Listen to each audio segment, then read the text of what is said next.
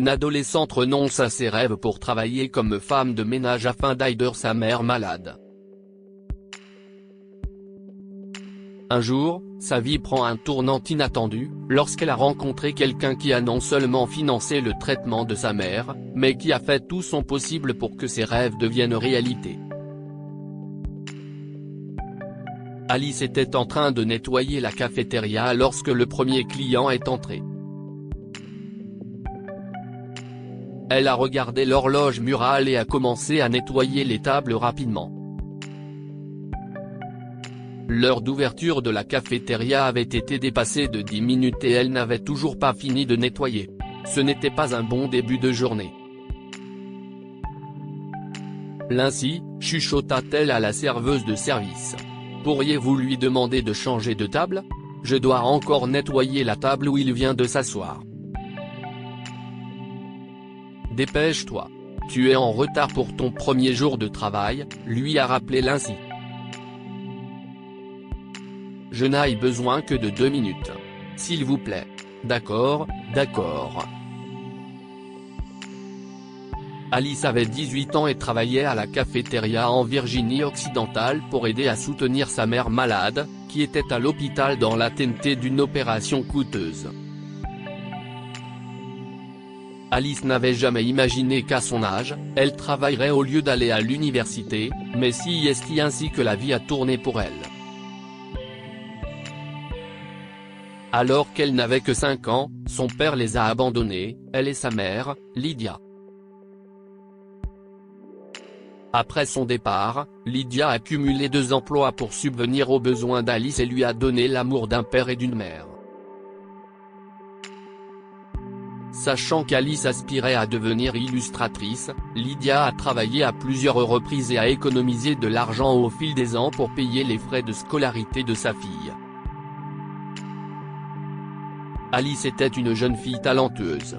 Elle a été acceptée dans l'université de ses rêves et tout était prêt. Cependant, un mois avant son entrée à l'université, Lydia a été victime d'un accident vasculaire cérébral et a été hospitalisée. Les factures médicales se sont accumulées, l'assurance ne suffisait pas à couvrir le traitement et une intervention chirurgicale s'imposait.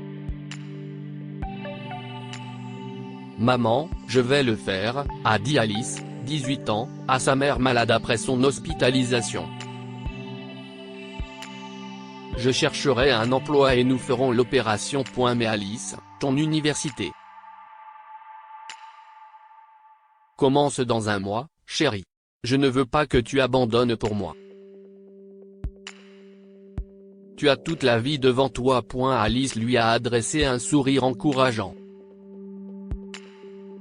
Quand papa nous a quittés, maman, tu as tout sacrifié pour moi. Tu as économisé chaque centime que tu pouvais, et tu m'as donné la meilleure éducation possible. Ce serait injuste si je te laissais seule quand tu as besoin de moi. Ce jour-là, la mère et la fille se sont serrées dans les bras l'une de l'autre et ont pleuré pendant longtemps, et à la fin, Alice a sacrifié ses rêves pour sa mère. J'ai terminé. J'ai fini. Je serai de retour à 7 heures du soir, a dit Alice à Lindsay lorsqu'elle a terminé son service du matin. Elle a enlevé son tablier et l'a accroché dans la salle du personnel, puis a ramassé ses affaires, prête à partir. Soudain, elle aperçut un chiot sous une table, qui la regardait avec des yeux pleins de besoin. « Et, tu as faim ?» Alice s'arrêta et commença à caresser le chiot. Attends 1 minute. Je reviens tout de suite. Elle se précipita à la cuisine et revint avec des restes et de l'eau pour le chiot. L'animal affamé s'est jeté sur la nourriture, et Alice le regardait adorablement jusqu'à ce qu'un cri a terrifié le chiot, qui s'est précipité sous la table de leur unique client. Qu'est-ce ce qu'un chien fait ici?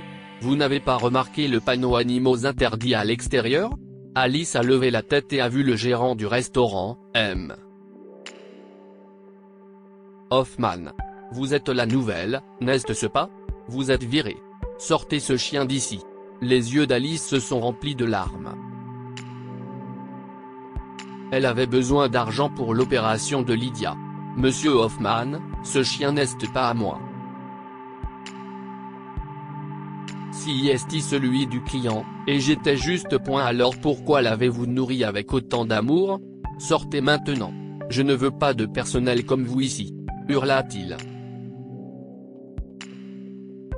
Alice est sortie en larmes et s'est effondrée sur le trottoir. Je suis désolée, maman, j'ai tout gâché, sanglota-t-elle. Qu'est-ce ce que je vais faire? Comment vais-je trouver un autre emploi? Alice ne s'était jamais sentie aussi désespérée. Alors qu'elle était assise en train de pleurer, un homme s'est arrêté à côté d'elle et lui a tendu son mouchoir. Les filles ne devraient pas pleurer comme ça en public, lui a-t-il dit. Laissez-moi tranquille, a-t-elle dit à l'inconnu, irritée. Ce ne sont pas vos affaires. Je voulais juste vous remercier d'avoir donné à manger à mon chiot. Sam n'a pas l'habitude de s'entendre avec les étrangers, mais il a l'air de beaucoup vous apprécier. Alice a regardé à côté d'elle et a vu qu'il s'agissait du client de la cafétéria. Ses vêtements étaient délabrés et il sentait mauvais, mais il avait un sourire généreux. « Je peux m'asseoir ici ?» demanda-t-il. Le chiot se cachait derrière lui. Alice a acquiescé et a accepté le mouchoir. Ce travail était tout ce que j'avais pour aider ma mère.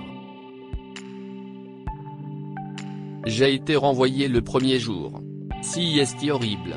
Ce n'est pas grave, lui a-t-il dit pour la consoler. Vous allez vous en sortir. Vous ne savez rien de moi. Comment pouvez-vous dire cela? S'emporta-t-elle. Alors pourquoi ne pas me parler de vous? A-t-il dit doucement. Peut-être que je peux vous aider? Quelque chose chez cet homme disait à Alice qu'elle pouvait se confier à lui.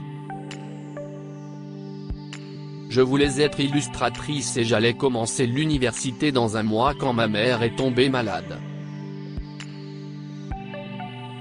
J'ai donc dû abandonner et maintenant je travaille, enfin, je travaillais pour payer son opération. Vous dessinez des illustrations? Demanda-t-il. Alice lui a montré ses anciens travaux sur son téléphone. Depuis l'âge de 10 ans. Je rêve de devenir illustratrice. Combien coûte l'opération? Demanda-t-il. Beaucoup.